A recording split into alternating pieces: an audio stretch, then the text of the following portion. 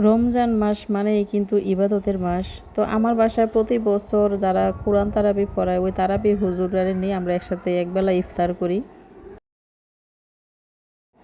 আজকে সকালবেলা উঠে কিন্তু আমি আমার জামাই একসাথে বাজারে গেলাম। তো বাজার থেকে গরুর মাংস নিয়ে এলাম 4 কেজি, পোলার চাল হলো 4 কেজি। তো আজকে আমরা সবাই একসাথে ইফতার করবো, এই কারণে একটু তেহারির আয়োজন। তো সবার বাসায় কিন্তু বুট মুড়ি, তো আমি প্রতি বছর চেষ্টা করি একটু অন্যরকম করার আর কি। বুট মুড়িটা আসলে আমার কাছে তেমন একটা ভালো লাগে না, তো এই কারণে আমি প্রতি বছরে হইলো চালের গুঁড়ি রুটি আর গরুর মাংস করি। তো এইবার আসলে একটু অন্যরকম, এবার তেহারি রান্না করবো। তো এখানে 4 কেজি গরুর মাংস নিয়ে নিলাম, নিয়ে মাংসটা একটু ধুইয়া তারপরে মশলা টসলা মাখাই নিতেছি। গরুটা নাকি অনেক বয়স্ক, সিদ্ধ হইতে অনেক সময় লাগবে, তাই আমি ভাবছিলাম প্রেসার কুকারে দিই। আমার জামাই কইতেছে কোন প্রেসার কুকারে দিলে ভালো হইতো না, তুমি একটা কাজ করো মশলা মাখাইয়ে লাকড়ি চুলে নিয়ে যাও। লাকড়ি চুলা যাইতে কিন্তু আসলে আমার ভালো লাগতেছে না, কারণ এই বাসায় অনেকক্ষণ কাজ করছি, ওই বাসায় গিয়ে আবার লাকড়ি চুলা ধরাইতে অনেক সময় লাগবো।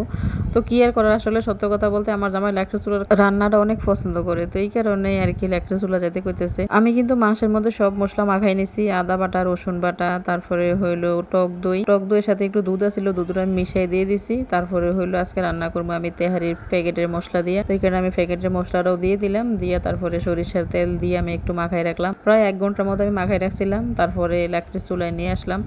তো এখন আমি মাংসটা দুইখানে করলাম, কারণ একসাথে করলে কিন্তু তেহারিটা ভালো হইব না, কারণ বড় পাতিলে করতে হবে। বড় পাতিলে করতে গেলে কিন্তু গ্যাসের চুলায় তেমন একটা সুবিধা হইতো না, তো এই কারণে আমি দুইখানে করে নিয়েছি 2 কেজি করে গরুর মাংসটা কিন্তু আমি লাকড়ি চুলাতে সিদ্ধ করতে আমার প্রায় 2 ঘন্টার মতো লাগছে। আসলে গরু অনেক বয়স্ক, 2 ঘন্টা পরেও কিন্তু মাংসটা তেমন আমার কাছে নরম মনে হয়েছে না। এদিকে 4টা বেজে গেছে, আমার তাড়াহুড়া করে কাজ করতে হইতেছে। তো আমি ওই বাসা থেকে আবার এই বাসায় এসে বললাম, আইসা তারপরে গ্যাসের চুলায় বসা দিলাম। এখানে হলো 2 কেজি গরুর মাংস, 2 কেজি চাল। তো আমি একটু ঘি দিয়ে দিলাম, 2 চামচের মতো ঘি দিয়ে দিলাম, দিয়ে একটু নাড়াচাড়া দিয়ে মিশিয়ে নিলাম। মিশিয়ে তারপরে এদিক দিয়ে আমি 1 লিটারের মতো দুধ দিয়ে দিলাম। এটা হলো গুঁড়া দুধ, আমি গরম পানি দিয়ে গুলাই নিছি। তো গুঁড়া দুধটা দিয়ে তারপর দিয়ে দিলাম পানি, আমি ওই চুলাতে গরম পানি বসাই রাখছিলাম। তো এখানে যতটুকু চাল তার চেয়ে বেশি পানি দিয়ে দিছি, দিয়ে তারপরে আমি পানি দুধ পানি গরুর মাংস আমি একসাথে লাড়া দিয়ে একটু মিশিয়ে নিলাম। মিশিয়ে আমি একটু অপেক্ষা করবো পানিটা ফুটা পর্যন্ত। তো পানিটা ফুটে গেছে, এখন আমি উপর দিয়ে কয়েকটা কাঁচামরিচ দিয়ে দিলাম। কাঁচামরিচ দিয়ে এখন আমি চালটা দিয়ে দেবো, চালটা দিয়ে তারপর নাড়াচাড়া দিয়ে মিশিয়ে নেবো। এর লবণ দিয়ে দিলাম। রোজার মাসে কিন্তু কোনো জিনিস রান্না করতে ভয় লাগে, কারণ লবণ চেক করার মতো কোনো সুযোগ নাই। তারপর আমি আন্দাজ মতো দিয়ে দিলাম, যতটুকু প্রয়োজন ততটুকু দিয়ে দিলাম। আমি মাংসের মধ্যে দিছিলাম, এখন চালের মধ্যে দিয়ে দিলাম, দিয়ে একটু নাড়াচাড়া দিয়ে আবার মিশিয়ে নিলাম। তারপরে এখন দিয়ে দেবো কয়েকটা ভাজা পেঁয়াজ। আমি এখানে অনেকটি পেঁয়াজ ভাজতে গিয়ে কিন্তু পেঁয়াজটা একটু নরম হয়ে গেছে।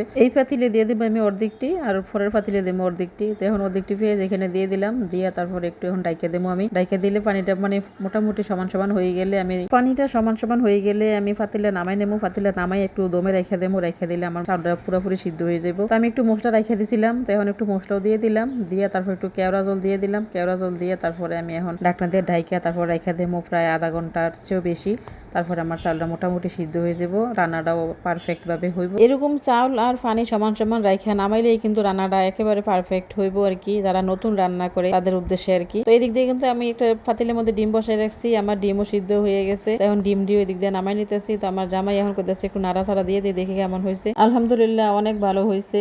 তো এই দিক দিয়ে কিন্তু ইফতারের সময় হয়ে গেছে, আমরা সবাই একসাথে ইফতার করতে বসে গেলাম। এদিকে আছে মিজান ভাই, তাজু ভাই, তারপরে হলো রুবেল, শফিক ভাই, আমরা সবাই একসাথে ইফতার করতেছি। আসলে সবাই একসাথে ইফতার করলে কিন্তু অনেক ভালো লাগে। খাবারটা যেমনই হোক সবাই যদি একসাথে খাই তাহলে কিন্তু একটা আলাদা মজা, ভর্তা হইলেও কিন্তু অনেক ভালো লাগে।